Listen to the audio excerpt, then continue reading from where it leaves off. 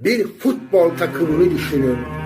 Sadece maç kazanmıyor, rakiplerini ezip geçiyor. İtalya'nın gururu haline geliyor. Tribünleri dolduruyor, milyonları peşinden sürüklüyor.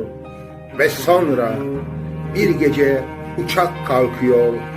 İçinde yalnızca futbolcular değil, bir dönemin hayalleri var.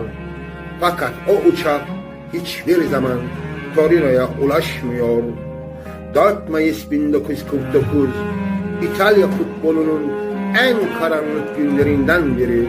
Bu sıradan uçak kazası değil, bu Grande Torino'nun, yani futbol tarihinin en unutulmaz takımlarından birinin nasıl yok olduğunun acı hatırası.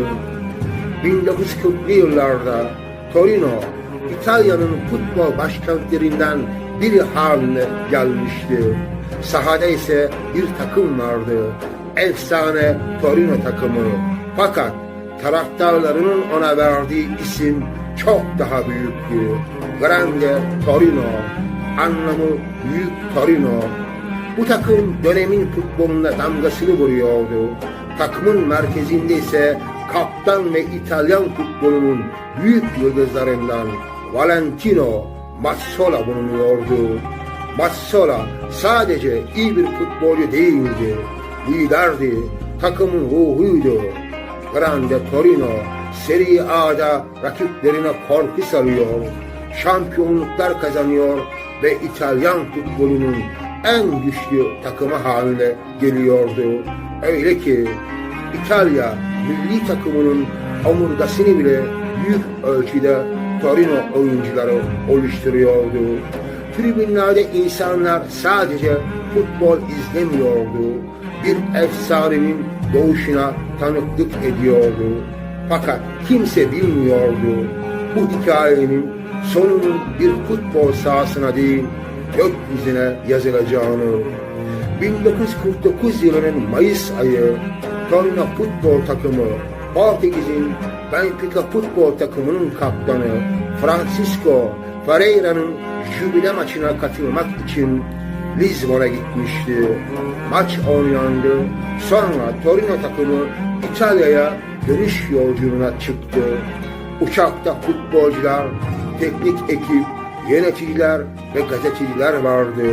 Herkes evine dönüyordu. Belki ailelerini göreceklerdi. Belki bir sonraki maçı konuşacaklardı. Belki de yeni bir şampiyonluğun planlarını yapacaklardı. Ancak uçak Torino'ya yaklaştığında hava koşulları kötüleşti. Görüş mesafesi düşüktü ve uçak Süperga Tepesi çevresinde alçalmaya başladı. Sonrasında her şey birkaç saniye içinde değişti. Uçak Süperga Bazilikası'nın bulunduğu tepeye çarptı. Kurtulan olmadı. 31 kişi hayatını kaybetti ve futbol dünyası bir anda sessizliğe gömüldü. Haber Torino'ya ulaştığında kimse inanmak istemedi. Çünkü kaybedilenlere inanmak zordu. Onlar Torino'nun kahramanlarıydı. Valentino Mazzola takım kaptanı ve onunla birlikte Grande Torino'nun neredeyse bütün yıldızları. O gün Torino'da futbol durmuştu. Sokaklar insanlarla doldu. Tabutların önünde binlerce insan toplandı.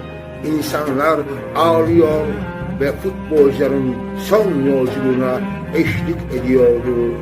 Bir takımın tamamına yakını yok olmuştu. İtalya'nın futbol geleceği değişmişti. Ama acı tarafı şuydu: Grande Torino henüz zirvesindeydi. Daha kazanacak şampiyonlukları vardı. Daha yazılacak hikayeleri vardı. Daha kırılacak rekorları. Fakat onların hikayesi Süperga'da yarım kaldı. Bu vahim trajediden sonra Torino'nun sahaya çıkması gerekiyordu. Ama artık sahada eski takım yoktu. Genç oyuncular ve yedeklerden oluşan kadro mücadele etmek zorunda kaldı. Ve o sezon Torino şampiyon oldu. Fakat bu şampiyonluk diğerlerinden farklıydı. Çünkü şampiyonluk kupasının arkasında büyük bir sevinç değil, büyük bir yas vardı. Grande Torino artık yaşamıyordu ama unutulmamıştı. Tam tersine ölümsüzleşmişti. Süperga Tepesi zamanla yalnızca kaza yeri olmaktan çıktı. Bir anıt haline geldi. Torino taraftarları için bir ağıt mabedine dönüştü. Futbol dünyası için unutulmaması gereken bir acı hatıra. Belki de Grande Torino'yu efsane yapan şey sadece şampiyonlukları değildi. Onları efsane yapan yarım kalan hikayeleriydi.